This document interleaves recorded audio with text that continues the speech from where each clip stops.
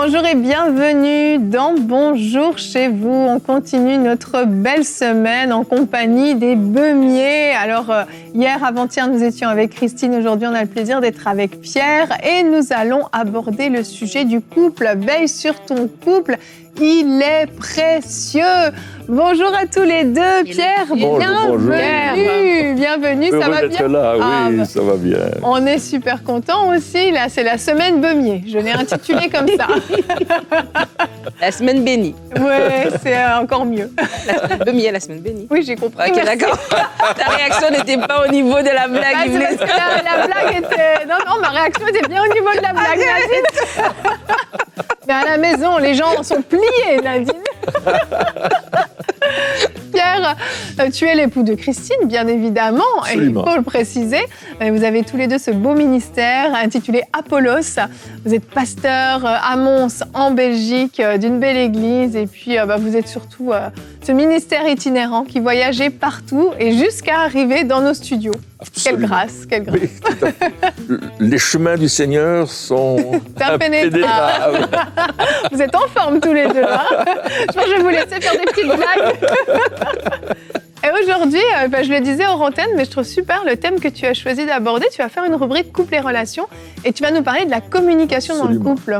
Très important. Vraiment. C'est vraiment un sujet primordial de savoir communiquer d'une façon biblique. Parce qu'on peut communiquer de plein de façons. La communication, il y a des cours là-dessus, mais le Seigneur a des points à nous donner et c'est ça qu'on va aborder et ça va être super. J'en doute pas, j'en doute pas. 46 ans de mariage, donc Oui. là, on parle d'un niveau d'expérience quand même très très élevé. On va prendre des notes, Ah, c'est Nadine et sûr, moi. En tout cas, on a hâte de t'entendre, Pierre, et pour l'instant, on va commencer cette émission. On va se rappeler la priorité, notre couple qui fait partie des grandes priorités de notre vie avec la pensée du jour.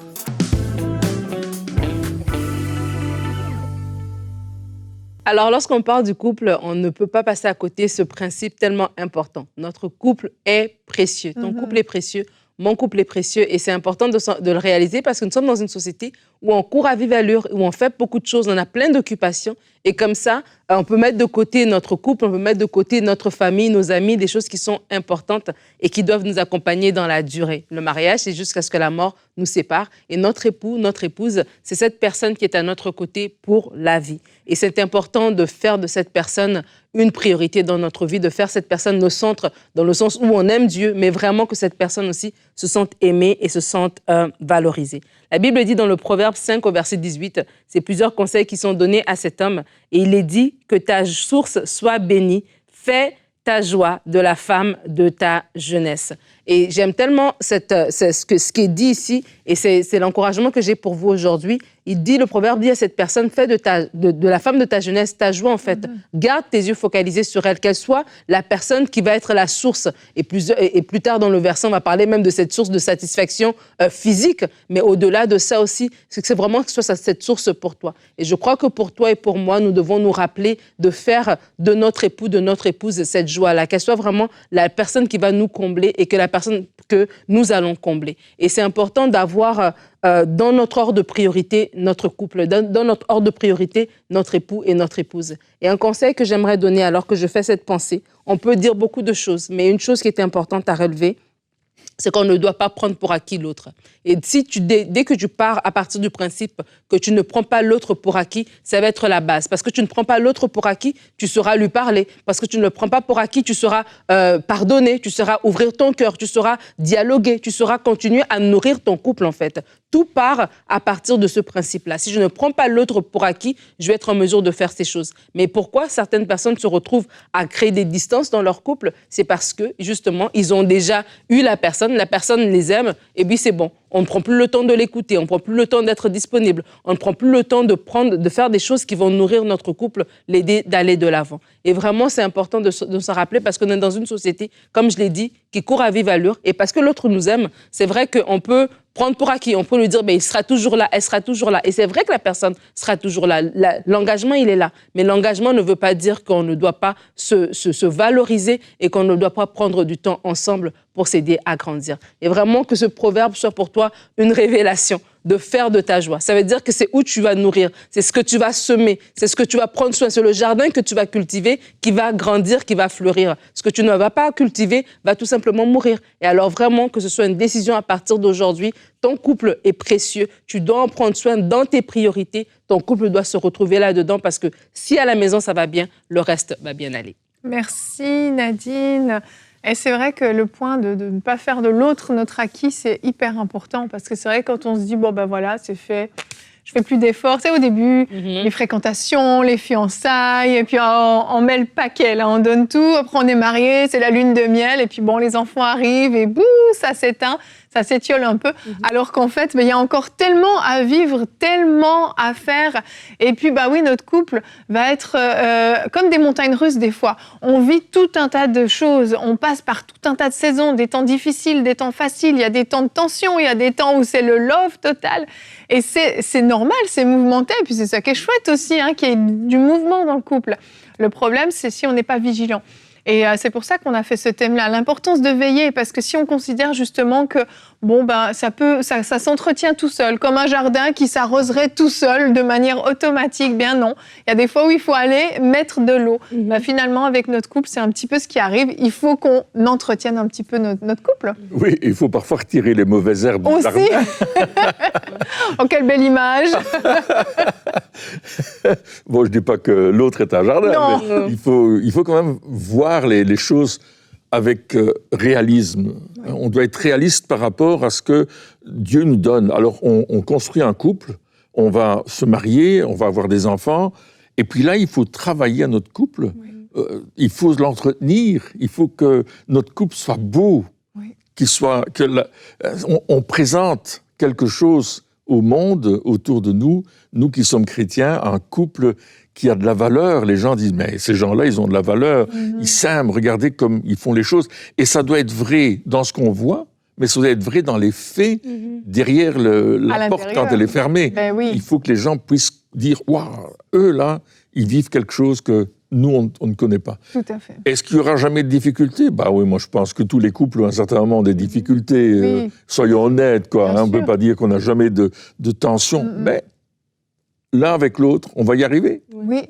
Et on va faire de la femme de notre jeunesse ou du mari de notre jeunesse un jardin fleuri. Amen, amen. Et je pense qu'il y a un domaine qui est essentiel aussi dans le couple, c'est le pardon. Et puis on peut regarder notre verset du jour, 1 Pierre 4 au verset 8, nous dit « Avant tout, aimez-vous ardemment les uns les autres, car l'amour pardonne un grand nombre de péchés. » Alors, c'est un verset qui ne parle pas forcément au couple, qui parle à toutes sortes de personnes, mais un couple, avant tout, c'est deux personnes. Deux personnes qui vont avoir accès à l'autre d'une façon telle pour pouvoir se blesser mutuellement. Et plus on aime quelqu'un, plus on lui donne accès à notre cœur pour nous blesser d'une certaine façon. Quand on s'ouvre à l'autre, on lui permet aussi d'entrer et de nous blesser. Et en fait, des blessures, il y en aura. Il y a des tensions, il y a des paroles qui vont être dites. On va parler de la communication tout à l'heure. Il y a des paroles qui peuvent être interprétées aussi. Il y a des actions qui sont posées ou qui n'ont pas été posées, qui auraient dû poser. Tout un tas de choses qui peuvent faire que tout à coup, on est blessé. On a une blessure, on a une autre blessure. Et le pardon est l'ingrédient essentiel du couple. Quand on veille sur son couple, on veille aussi sur notre cœur. Je veille sur mon cœur et je m'assure qu'il n'y a pas quelque chose que j'ai laissé dans mon cœur, du non-pardon, de l'amertume, une blessure non traitée qui est en train peu à peu de s'infecter. Et quand mon mari dit un mot ou ma femme dit un mot, bang, je réponds avec agressivité parce que c'est venu mettre le doigt sur cette blessure. Le pardon est non négociable dans le couple. Et j'ai aimé ce que Pierre a dit tout à l'heure, c'est qu'il y aura des tensions. Je crois qu'il y a 2 catégories de couples.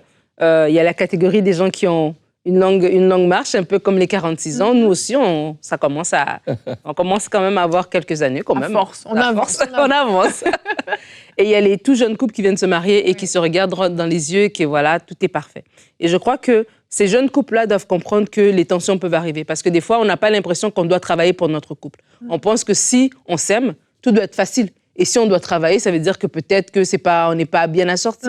Et ça, c'est un grand mensonge. Quand on regarde les réseaux et tout ça, on voit tellement des gens qui ont l'air bien. On voit même des couples qui ont 50 ans de mariage. On se dit, voilà, tout est parfait. Mais on oublie que ils ont travaillé pour arriver là. Et donc, déjà, en tant que jeune couple, il faut qu'on accepte cette vérité qu'un couple, ça se travaille. Et c'est pas parce que vous devez apprendre à communiquer ou apprendre à vous adapter vous ajustez l'un à l'autre que votre couple n'est pas bon. Donc ça, c'est vraiment important.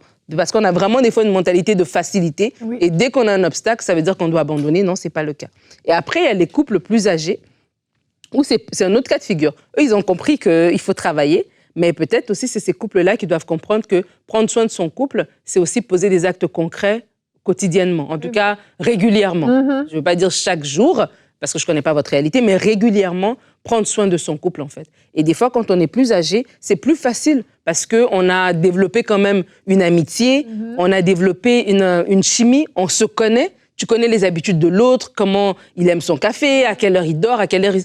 On peut tellement se connaître qu'on peut tomber dans le companionship. Je ne sais pas comment on le dit en français. Être des collègues, tu vois, des amis, en fait. Et on oublie le côté amoureux. Et le côté amoureux va rester parce qu'on va prendre soin. Prendre soin, c'est peut-être juste faire un câlin le matin. Prendre soin, c'est peut-être juste, je ne sais pas moi, chauffer son thé, je ne sais pas, faire des petites choses comme ça selon les besoins de l'un ou de l'autre. Mais ce sont ces petites choses-là qui vont permettre à ce que notre couple reste frais, même alors qu'on a plusieurs années. Et on n'a pas de raison même de le faire. On se connaît tellement, on est tellement dans cette habitude-là. Mais c'est des choses qu'on va pouvoir faire pour garder le couple frais. Vraiment.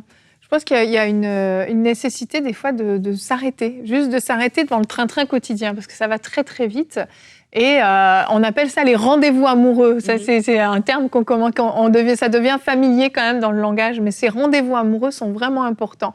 De s'arrêter, puis de bloquer des dates dans le calendrier. Pas d'attendre d'avoir rien de prévu un soir pour faire un petit repas en amoureux, soit d'aller au restaurant, soit de faire ça même à la maison, juste aller marcher ensemble, aller faire une sortie à deux, juste à deux, même si vous avez des enfants, couchez les enfants. Vous pouvez coucher les enfants, puis faire votre repas après tous les deux, passer une soirée à deux, ces rendez-vous amoureux où on est intentionnel en fait. Parce que si on attend d'avoir de la disponibilité, entre les invitations, les soirées à l'église, le travail qu'on ramène à la maison, le stress quotidien, les enfants, tout. Les enfants, j'ai dit 2 fois, 3 fois. 3 fois les enfants. Et les enfants. Et les coups de téléphone. Et les coups de téléphone, les WhatsApp, les textos et tout ça. Ouais. On finit par ne jamais s'arrêter et jamais prendre le temps pour ces rendez-vous amoureux. Et je pense sincèrement, sans vouloir faire une règle, parce que chaque couple va se faire sa règle selon sa réalité, un peu comme tu le disais, mais idéalement, 1 fois par semaine, prendre un rendez-vous amoureux. Ça n'a pas besoin d'être une grosse logistique, mais faire une pause et se retrouver tous les deux. Comment tu vas, toi ? Comment ça a été ta semaine ? Qu'est-ce que tu vis en ce moment ? Simple. Et pas parler de travail. Et pas parler de travail. Ni ministère, si vous êtes dans le Ni ministère. les enfants. Les enfants. En tout cas, je crois que ces rendez-vous amoureux, cette intentionnalité va faire du bien aussi au quotidien. Absolument. Et moi, j'ai l'habitude tous les jours de dire à Christine, je t'aime. Oh. Tous les jours, on se dit je t'aime. Plusieurs fois par jour. Et le soir, on va se coucher et dit, chérie, je t'aime. Et puis, on se donne un petit bisou et puis on s'endort. Mais c'est très bien, mais c'est des petites actions qui peuvent paraître anodines, mais n'empêche que ça vient justement mettre un peu d'eau, arroser un petit peu ce jardin. Et puis ça fait du bien en plus. Vraiment, mais c'est vrai, le je t'aime, on oublie des fois, les années passent et puis on se dit, tu le sais très bien que je t'aime. Non, j'ai besoin de l'entendre. Je te l'ai dit à 46 ans. Ou bien je fais des choses. Mais peut-être ça, je pose des actions, je t'ai fait à manger, j'ai fait ceci. Tu vois que je t'aime, mais le dire, le verbaliser, c'est important. Exactement. Il y aurait tellement de choses à dire. Et justement, quand on parle de dire, on parle de communication. Et je crois que l'un des plus grands sujets peut-être de tension dans le couple, c'est la communication. Des fois, on se comprend mal, on ne parle pas toujours le même langage. Absolument. Alors Pierre, tout est sur tes épaules maintenant pour la rubrique Couple et relations. Alors oui, la communication dans le couple, très important, et je vais vous donner quelques secrets qui ont contribué à notre succès. Alors, prenez note parce que c'est important. Le premier secret pour communiquer, c'est de bien se connaître soi-même. Trop souvent, on pense qu'on est parfait, que les hommes surtout, pas les femmes, mais les hommes, tout va bien, c'est super, mais il faut être assez humble pour croire qu'il y a des choses qu'il faut changer dans notre vie, des comportements, des actions, et on va décider de changer, et avec l'aide de Dieu, on va y arriver. Amen. La deuxième chose, c'est de connaître l'autre, de connaître ses réactions, de connaître comment il est, et d'accepter comment notre conjoint est, et de le prendre vraiment comme il est, et de pouvoir jouer notre vie, si je peux dire ainsi, avec la personne. Et il y a un proverbe intéressant qui dit que le fruit du juste est un arbre de vie et le sage s'empare des âmes. Ça veut dire que si on vit notre vie avec amour, l'amour de Dieu, on va porter du fruit.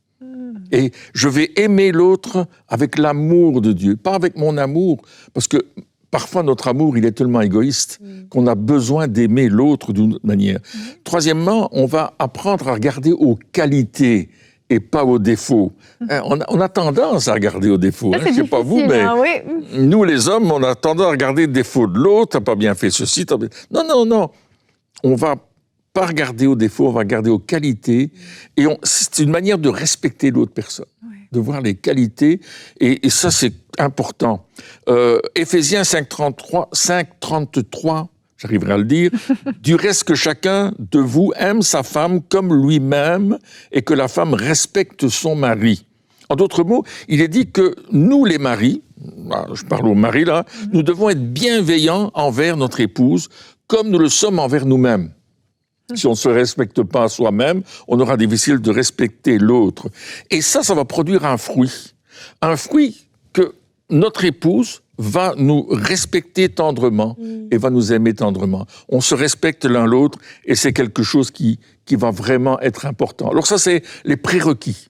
Maintenant, il y a notre langage. On a plusieurs langages. Langage verbal, les mots, les paroles. Il y a le langage où on se comporte. Et puis, il y a le message. 3 choses importantes. Comment est-ce que je parle? Est-ce que je parle avec douceur ou est-ce que je parle avec rudesse? Les paroles que je vais apporter sont importantes et nos attitudes aussi. On dit en français tirer la tête, on dit un autre mot un peu plus vulgaire, on dit aussi faire l'amour. On s'en va en claquant la porte de la maison, on est en colère. Ça, c'est un langage qui parle. Où je veux pas t'entendre, ne me parle plus, je veux pas t'entendre, où on commence à crier ou à pleurer. Il y a un langage aussi qui se passe non verbal, mais qui est dans notre comportement. Et là, on doit apprendre à vivre autrement. Et je voudrais lancer un défi aux téléspectateurs. J'aimerais vous dire ceci: essayez de vous surpasser dans votre langage verbal ou corporel et faites cela dans le respect et l'honneur l'un de l'autre. On va essayer de se surpasser. Il y a des comportements qu'on a, on sait que c'est pas bon et il faut qu'on les change. Alors, bien communiquer, ça va vraiment aider notre couple à aller plus loin. Colossiens chapitre 4, verset 6 dit « Que votre parole soit toujours accompagnée de grâce, assaisonnée de sel ». J'ai bien aimé ce mot-là, afin que vous sachiez comment il faut répondre à chacun. Et assaisonnée de sel, ça veut dire amical, clair, qui donne soif de vérité. Waouh, c'est intéressant. Mon langage, comment est-il? Alors, l'origine de mon message, il vient de mon cœur. C'est de l'abondance du cœur que la bouche parle. Et Proverbe 4, 23 dit « Garde ton cœur plus que toute autre chose, car de lui viennent les sources de la vie. » Le cœur, ça englobe nos pensées, notre volonté, notre discernement et nos affections. Ça, c'est notre cœur. C'est les choses qui sont à l'intérieur de nous et que je vais sortir.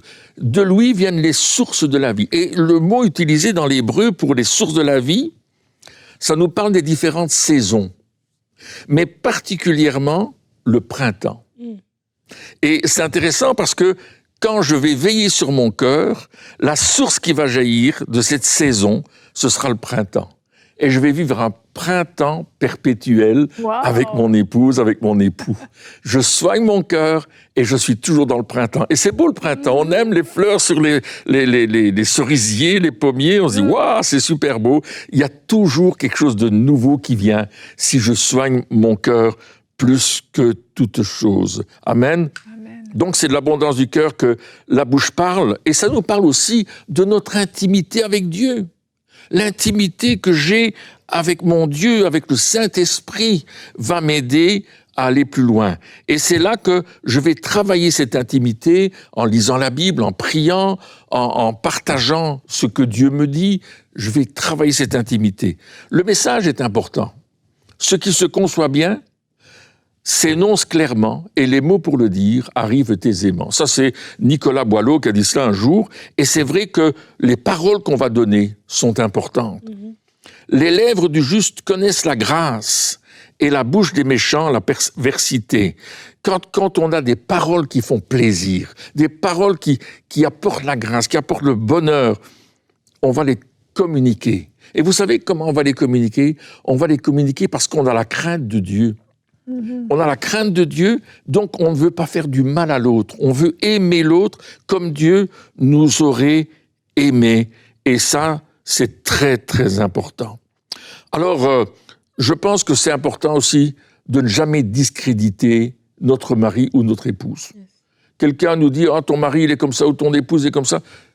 Ne discréditez pas l'un ou l'autre, ne le dites rien. Faites attention aux personnes toxiques aussi. Il y a parfois des gens toxiques qui sont autour de nous et qui veulent profiter d'une tension qu'on a dans le couple pour venir nous détourner du couple. Attention à cela. Ne parlez jamais de vos problèmes personnels dans le couple sur votre lieu de travail. Ne faites pas ça. Parce que si votre mari ou si votre épouse l'apprend, ils vont croire que vous ne leur faites pas confiance. Et là, c'est terminé pour vous. Vous n'aurez pas de possibilité d'aller plus loin avec cela. Maintenant, un autre conseil, si je suis en colère, ça ne nous arrive jamais, mais moi, ça m'arrive, il vaut mieux se calmer. On dit, je vais faire un tour. Il paraît que marcher vite, ça nous permet de pouvoir aller beaucoup plus loin.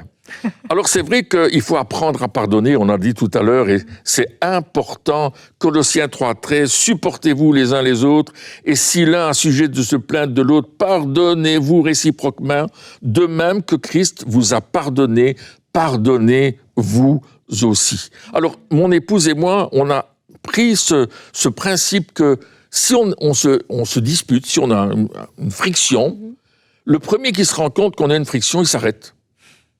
Et il dit « Oh, stop, je te demande pardon. Que j'ai raison, que j'ai tort, le premier qui le voit, il demande pardon. On s'arrête et on fait le point. Wow. Et on essaye de voir pourquoi. Et on a commencé à faire ça dès le début de notre mariage et je peux vous avouer que ça fonctionne. Alors l'écoute est importante. L'écoute est importante. Celui qui répond avant d'avoir écouté fait un acte de folie et s'attire la confusion. Proverbe 18, verset 13. Jacques 1, 19, 20.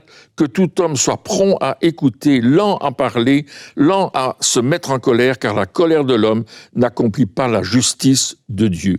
C'est important de savoir écouter l'autre. C'est une marque de respect et d'humilité. Mais on doit aussi écouter le Saint-Esprit, qui va nous dire des choses peut-être que je n'ai pas entendu dans la parole de l'autre, mais qui sont la profondeur de son cœur. Cinquièmement, la réponse. Une réponse douce. Proverbe 15, 1 et 2. Une réponse douce calme la fureur, mais une parole dure excite la colère. La langue des sages rend la science aimable, et la bouche des insensés répand la folie. Comment est-ce que je réponds à l'autre? Est-ce que j'écoute même pas ce qu'il dit et je prends tout de suite au-dessus de ce qu'il donne? Non, je vais écouter et je vais essayer de donner la bonne réponse. Oui. Et si je n'ai pas la réponse, je vais être assez honnête pour dire « Écoute, j'ai pas la réponse, mais je comprends qu'il y a quelque chose qui doit changer dans notre communication. » Il y a parfois des communications qui ne peuvent pas marcher parce qu'on a des cultures différentes. Et j'aimerais parler de ça parce que parfois, notre culture, on a appris d'une certaine manière, on a été éduqué d'une certaine manière, et on pense que l'autre, il comprend la même chose que nous. Mais il ne comprend pas notre réaction parce qu'il n'a pas été éduqué comme ça. Et il faut que je change ma manière de faire. Il faut que j'admette que je dois changer parce que ma culture ne doit pas dominer, c'est la parole de Dieu qui doit dominer et qui doit m'aider à entrer dans une vraie communication. Oui. Alors, pour terminer, quelques conseils.